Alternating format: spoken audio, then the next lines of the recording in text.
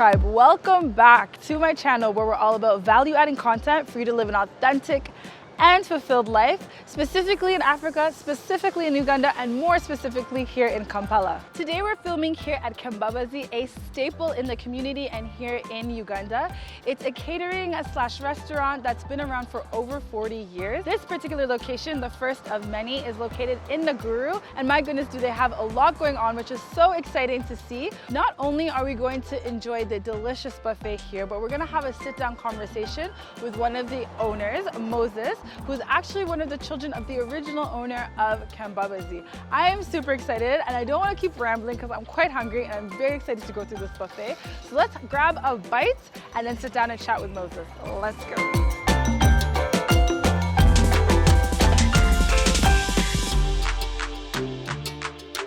Thank you. So we're gonna get real traditional. We'll get some ishabwe. Absolutely love avos. We need to pile this up. It's a good source of protein as well. Thank you. Let's skip. Let's not skip. Let's be normal today.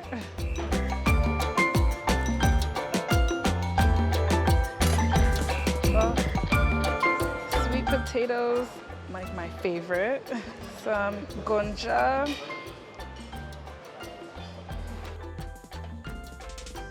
Put some ginas for my matoke and all this deliciousness. We have liver. I'm not a liver fan, so we'll skip past that one. We'll get a little bit of chicken. Oh my. Some greens. Balance. There we go. I know I was hungry. My eyes are bigger than my stomach, I guess. And we'll get fruit later. Let's go.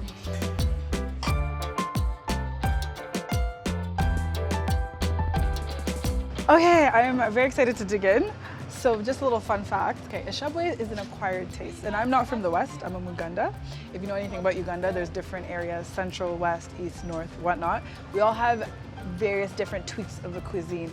Still the same types of food, but various different tweaks here and there, and some things that are just more staple to us. So for example, given that I'm from the central region, I didn't grow up eating ishabwe. It was always around at functions and stuff, but I just didn't grow up eating it. So it's definitely an acquired taste. And the few times that I've had it, I was like, this is really acquired because I haven't acquired it. But the first time I was here at Kimbabazi a few weeks back, it was the first time I actually had it and I was like, oh, okay. So it turns out it just depends on who makes it. Who would have thunk it? Anyway, enough talking. I'm really hungry. This is a nice hearty plate of food. You guys know I work out a lot, so I'm not a carb girl, but we're gonna eat these carbs and we're gonna enjoy them. Very exciting.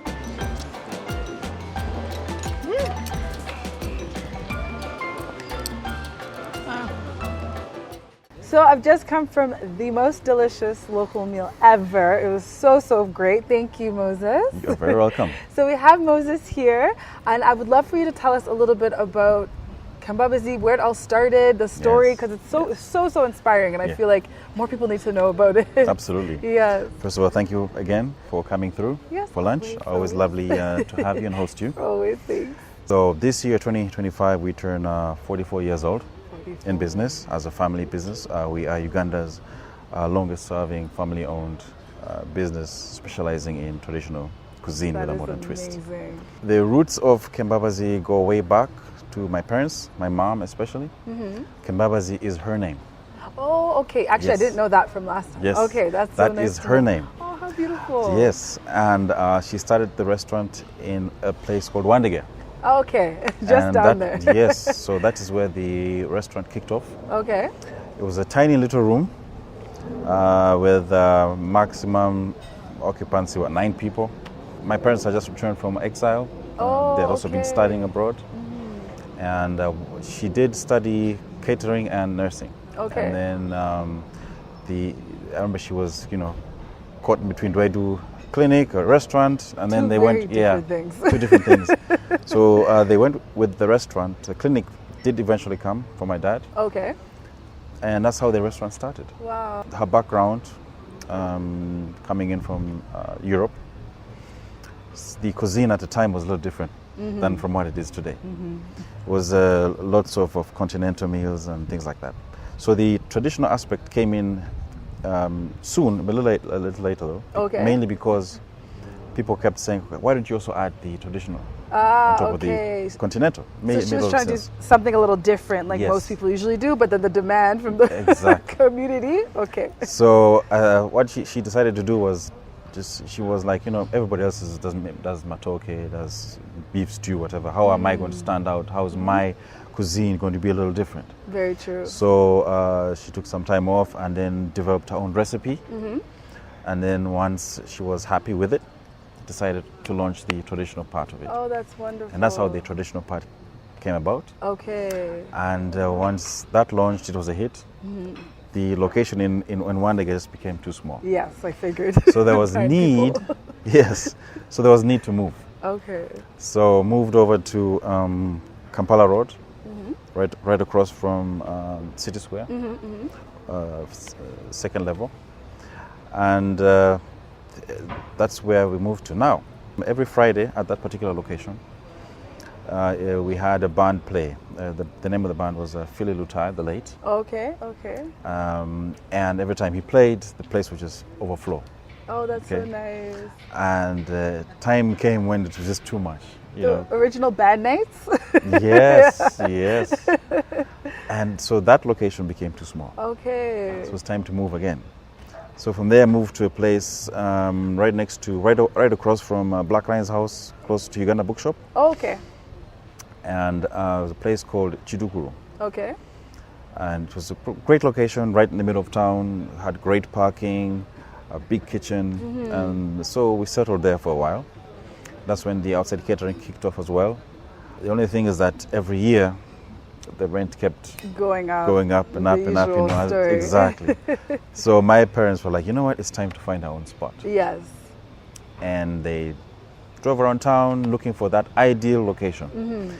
They did Nakasero, they did Kololo, Bugolobi, but just couldn't find something that they were happy with until they came to Naguru. Okay.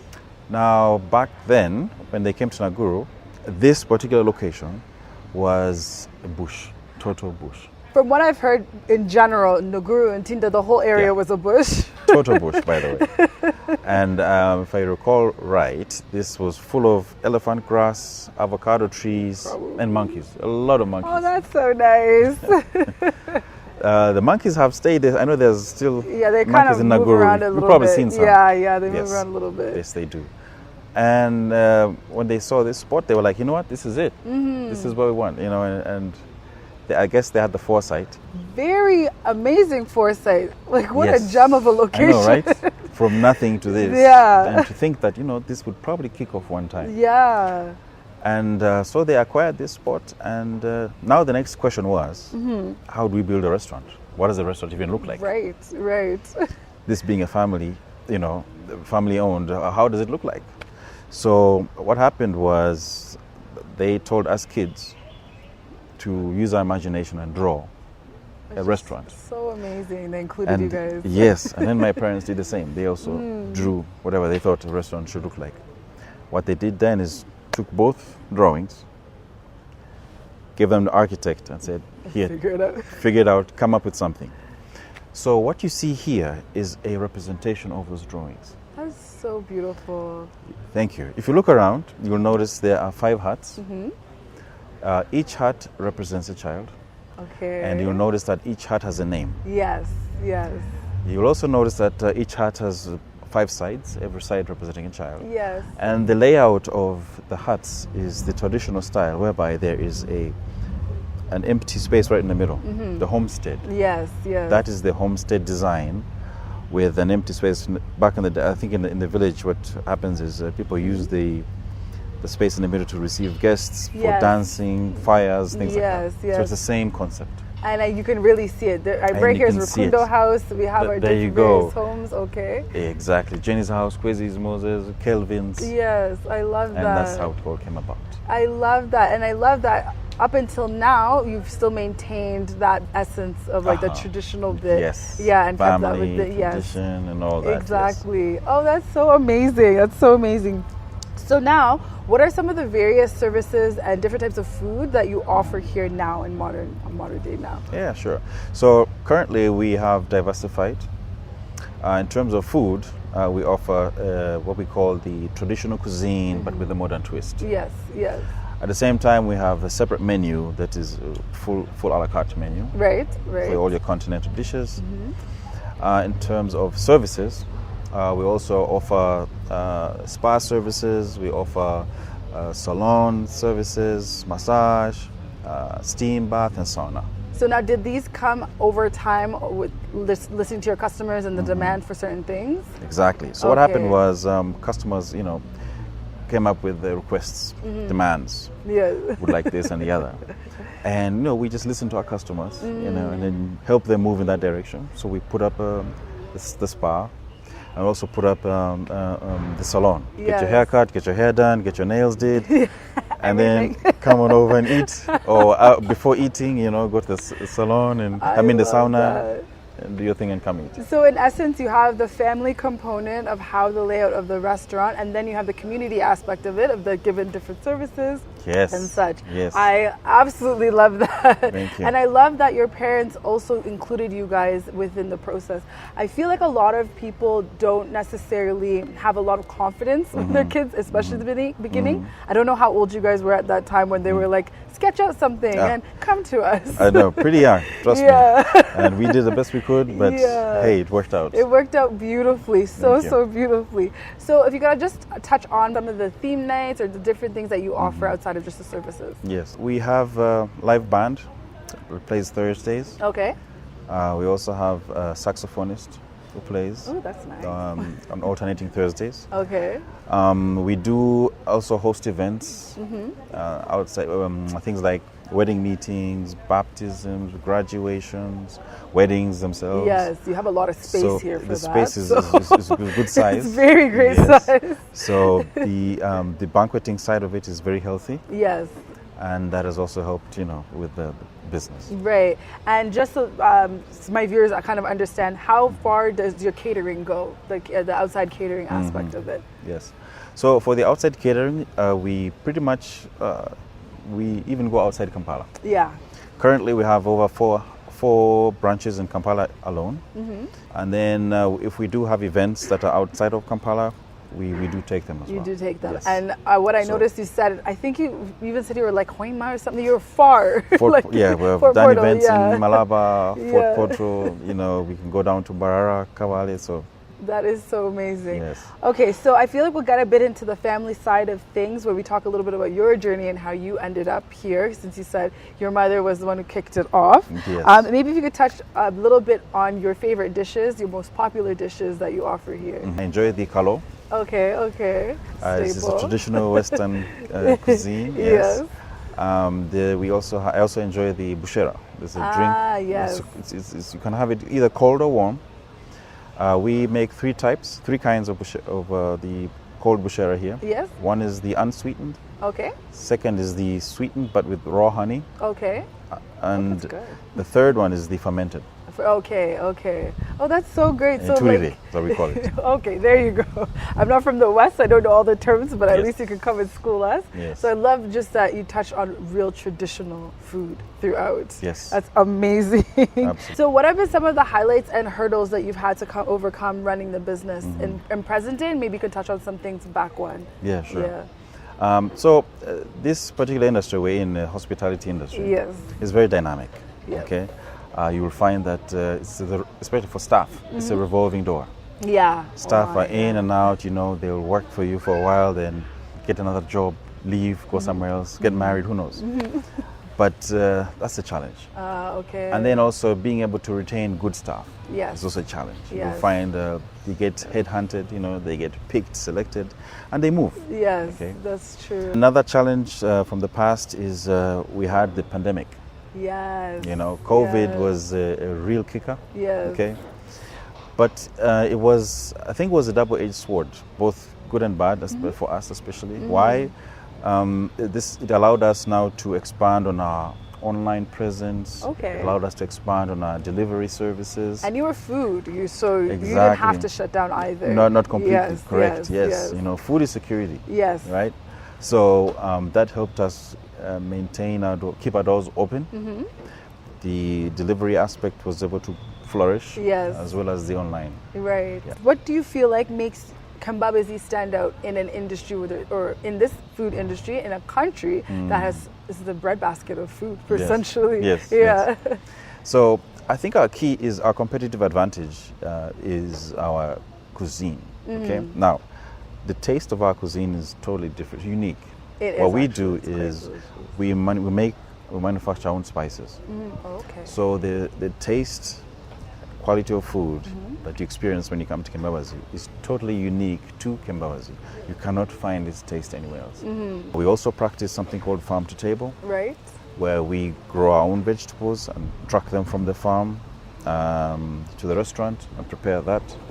It allows us to control the supply chain, Yes. to control quality, and it's all organic. Right. Okay. So our competitive advantage is the taste, our quality of food. So basically, you know every single thing that goes in it. You're not buying spices from outside because for us who do cook at home and such, you'll notice there might be like a little MSG somewhere, like the anti-MSG person, or little things or components. But when you make everything yourself, you can control everything that goes into it. That is correct. You can control everything and you maintain quality. Okay. Consistency as Consistency, well. yes. Some of the things that we cannot get, we source. We have our regular suppliers, vetted suppliers who supply us. Okay. So now, how has it been running an already established family business thus far? So, it of course it comes with challenges. Yes. It's not without its challenges, I can tell you that. However, the way we've been doing it is we draw lines. Okay, everybody has their responsibilities. Oh, that's good. That's good. We make sure that you are held accountable for whatever roles you participate in or that you take on. And there has to be communication and collaboration. Those are key in any kind of family business. Very, very Absolutely. key. Now, when it comes to things like the day-to-day operations, is everybody involved within the family, or is it depending on, because there are many children, of course, of you guys, there's many. Yes. Is this some check-ins every couple of months? Do you have meetings every month? Like, how do you efficiently run this on a regular basis? Okay. Yeah. We're a total of 5 kids. 3 have been in the business primarily as a core activity, 2 to a lesser extent. Okay. But they've always been part and parcel of the business. So it has been just primarily 3, but with the help of the other 2 as well. Okay, Yes. okay.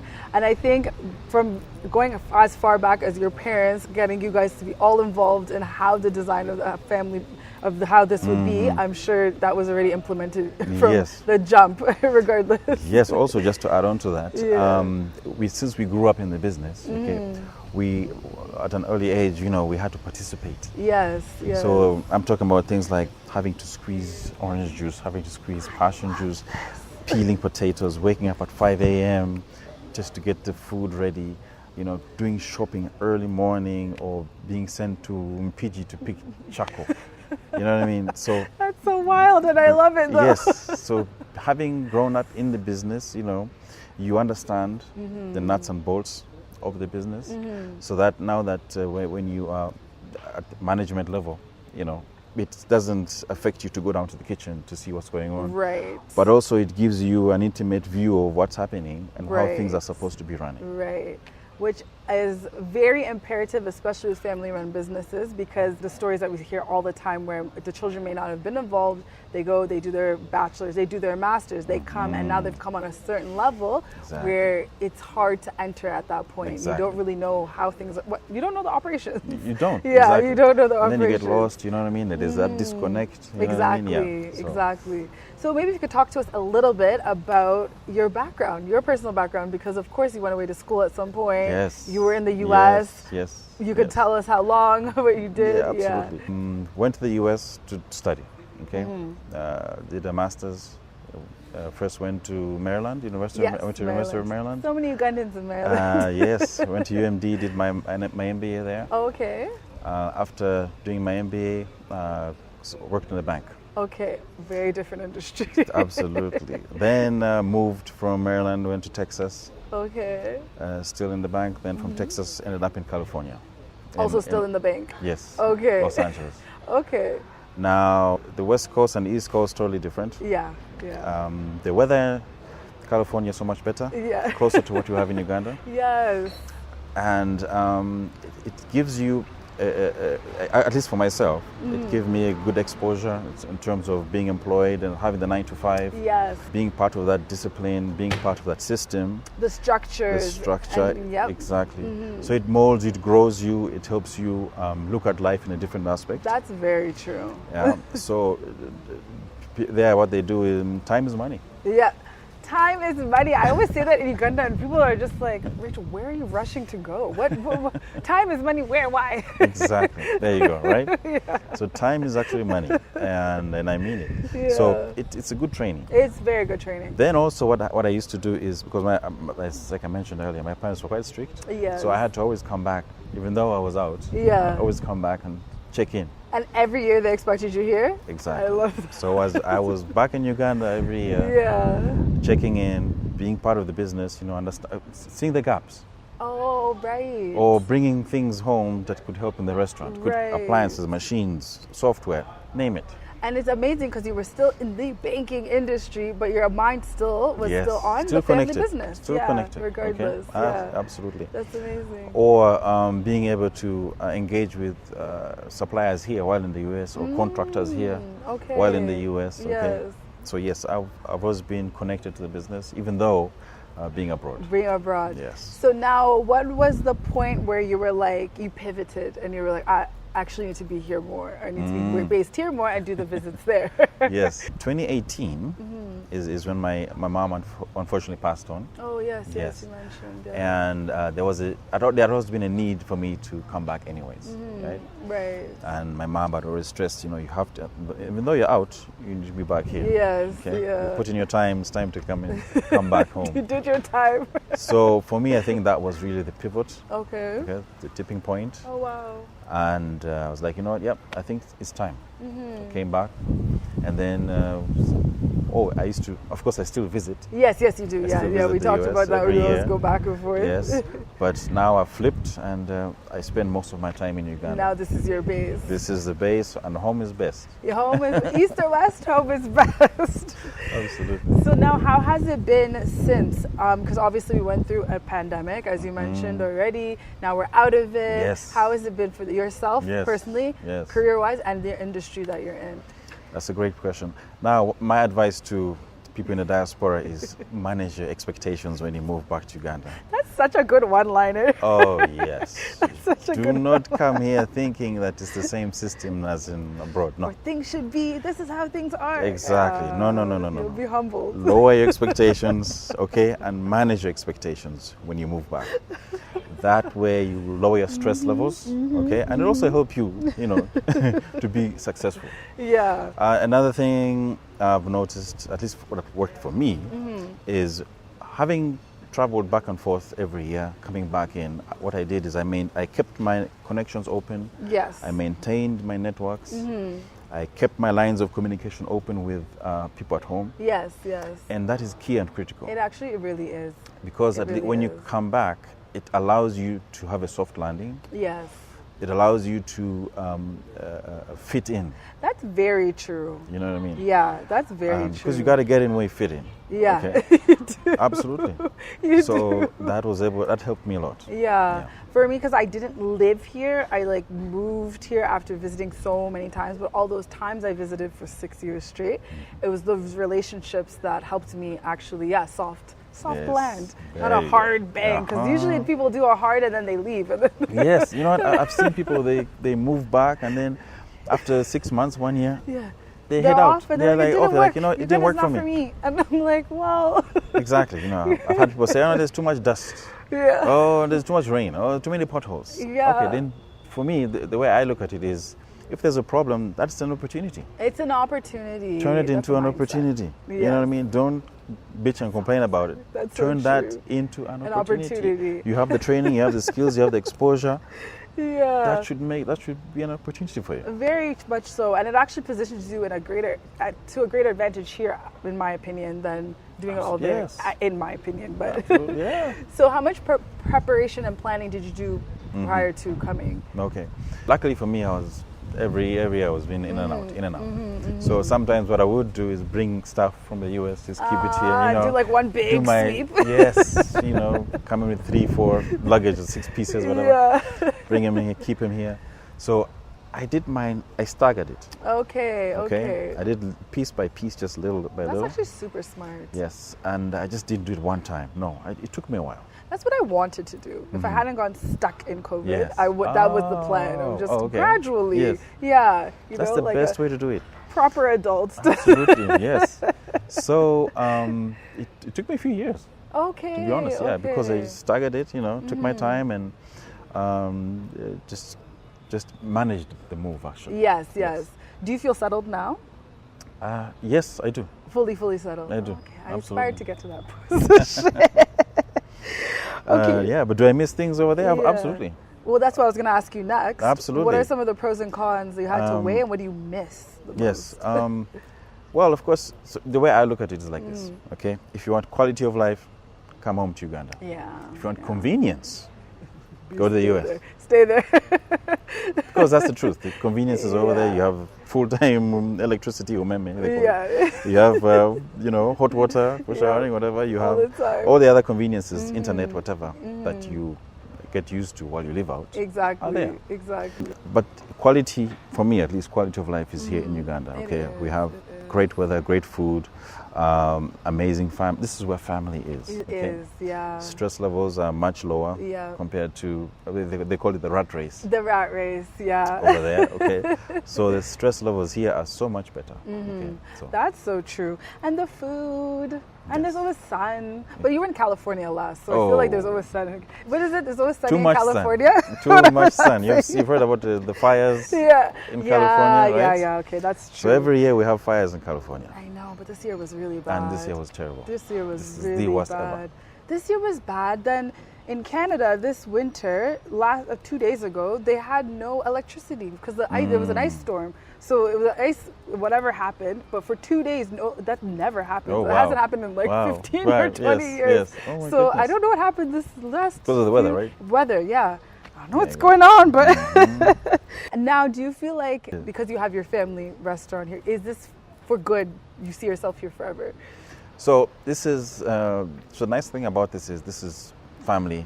It's always be family. Yes, of course. But you find that each one of us kids we all have our own separate businesses outside of this. Right, yes. So as much as this being a huge chunk of that takes up our time, we also have our own individual businesses that we do outside of this. Okay. So this is forever, yeah. This will be here forever. Yes, but I also have my own other things that I do outside. Okay. And do you feel like Uganda is forever? The nice thing is I have the opportunity to travel in and out. I know, I was saying this, yeah. So I don't have to be stuck here. You know, it's, yeah. You know what I'm saying? So to me, it's a nice to have. Yes, it's a great base. I would say it's a beautiful base. It'll always be my base. If I want to do something for 6 months somewhere or be somewhere else, cool. Yes. But this will always be... It'll always be base, yeah. This will always be home. Absolutely. So now in terms of the hospitality industry, I just want to ask a couple of questions in that, just for any viewers who are interested specifically in that, and perhaps you're in the diaspora and you want to come back, or this industry is huge, by the way, so there's various different aspects, but specifically for what you do. What support does your industry need from consumers, a ministry/government, and globally? So both of us being in the hospitality industry, we have, at least for our part here, we have something called CSR. Okay, we give back to society. Okay, I'll give some examples. For instance, we are based here in Naguru, and we have programs where we work with children. Yes, you mentioned this to me. I thought disadvantaged children, the orphans especially, and also with remand homes. Yes. Or in the US we say there's halfway homes. Yes. Okay. Oh, yes. So what we do is we provide free meals. That's so nice. To the children. My mom loved kids. Yeah. So we have kept the tradition going and provide support in that way. To answer your question, of course, it would be helpful if we could team up with government agencies, we could team up with individuals in the diaspora who have similar mindsets, similar ideas, would be happy to work to collaborate and work together. I love to hear that. There was another thing you mentioned to me last when we spoke about even just in this community, the police, because the police is just there. Yes, thank you for reminding me. So now I'll give you the story. So right next to us is a school. It's a primary school with an attached kindergarten. Majority of the kids who attend belong to the police. Right, yes. Because we are right next to the police headquarters. So we noticed that a lot of the kids were getting hit by cars. And to be honest, this is my daily route home. People are so they don't care, they're not mindful, and there's a bend, so they just zoom through. Sharp bend, and it's downhill, and people are speeding. Right. And these little kids, they don't have enough time to get out of the way, and so that was a problem. So what happened is, to solve that problem, what we did is we put up a sidewalk for the kids to walk on. Yes. So they have a designated spot where they can walk, not get hit by cars. Because in the past they used to walk on the street. Then also we assisted with the zebra crossing and the crossing guard, just to control. And that's the one that's there now. Right, that's the one that's up here. Up here, okay, yes. yeah. So that's how we were able to manage that situation. Yeah, which I think was so beautiful. And even your collaboration with the police themselves and your initiatives you do with them. Absolutely. So we have an ongoing collaboration with the police in reference to the kids, like I mentioned, but also with them, because they are neighbors. We supplement or complement each other in so many ways. We provide them with meals, we provide them with spaces for meetings, for their get-togethers, and in turn they provide us with protection. Because this is a big property, you guys. I don't know if we need to put the drone footage here. It's a big there we go. property. Yes. It needs security 24/7. Exactly. So we have that good relationship. Yes. Okay, that is so amazing. What does the future look like for Kimbabazi? Yes, this industry is dynamic, like I mentioned earlier. Yes. You'll find there's trends that keep changing. For instance, food trends. People want to look good. Yes. People go to the gym. Yeah. People want to eat healthy. Yes. So we have to be agile also when it comes to the cuisine that we offer. Of course. So in terms of the future, we are being dynamic, we're being agile, we are following the trends of our customers, we are following our customers' needs. Yes. Another thing is that customers are it's a social media community now. Everybody's on social media. Yes, everyone is online. They want to take pictures, they want to look good, they want to show where they are. Yes, they want where to am I? greenery. You know what I mean? Exactly. So what we decided to do for the future is also remodel and upgrade some of the structures, the buildings, so that we fit in with the rest. I hope that means you're going to keep the foundation, though. I hope of the family. The family foundation is going to keep. Okay, good. Yes, it's going to stay. So we're going to make sure that the tradition, we maintain our tradition. We're maintaining our core. Yes. But we are going to modernize where we need to. Right. We're also going to remodel where we need to. Right. Oh, amazing. So just to close off, I would love to hear from you, especially as someone who lived in the U.S. for how many years were you there? Over 20. Over 20, my God. Over 20 years. Some advice for those who are abroad or those who are also here, who are interested in getting in this industry and want to start off, whether it's outside catering, a restaurant, etc. Yes, for individuals in the diaspora trying to move back to Uganda, do business in hospitality or whatever industry it is, it's important to first do your groundwork. It's important to come in, visit. I encourage you to come and visit. I encourage you to come down, do what we call it the footwork. Come and experience. It's only through the gaining that experience that you see where the gaps are. Then when you have identified those gaps, now you know where you can provide value. Because those gaps, you turn those gaps into opportunities. And that is key. That is so good. So now maybe you could just wrap it up by telling people where they can find you, as much as I mentioned it, but where they can find you also online, in person, phone number, all of the above. Absolutely. So our business is located in, the headquarters, the main business is located in Kampala, Naguru. And we are right across the police headquarters on Katalima Avenue, plot 85 Katalima Avenue in Naguru. Online, we have all the social media handles, Kembabazi Food, or you can also find us on our website, Kembabazi Catering .ug. Phone numbers are on there as well. Feel free to reach out on our social media channels, handles. Perfect. Thank you so much. You If are you very guys, welcome. please again go check out their handles. You can get in touch with Moses. Also, if you're interested in doing something on this gorgeous grounds, there's so much greenery. Everyone's always looking for garden and outdoor space in Kampala. So there's always a great place to come, as well as your band night on Thursdays. Absolutely, yes. Looking forward to hosting you many more I times. can't wait to come. I'll come sit by Bushera and sit there. Please, oh, you have to try that. I need to, yes. Me too. And I also encourage. I'm happy to host any of the guests if you have any. Lovely, yes. Feel free, reach out. I'll be Yes. happy to host them here. Perfect. Like we said, this is a collaboration. Yes, of course. Not competition. Not competition. So Pure collaboration. happy to do that. Great. Thank you guys so much for watching. Please do remember to like, subscribe, hit the bell notification button, and also for more details, you can click the link below, and we'll be happy to connect you with them as well. Thank you guys for watching. I'll check you in my next video. Bye.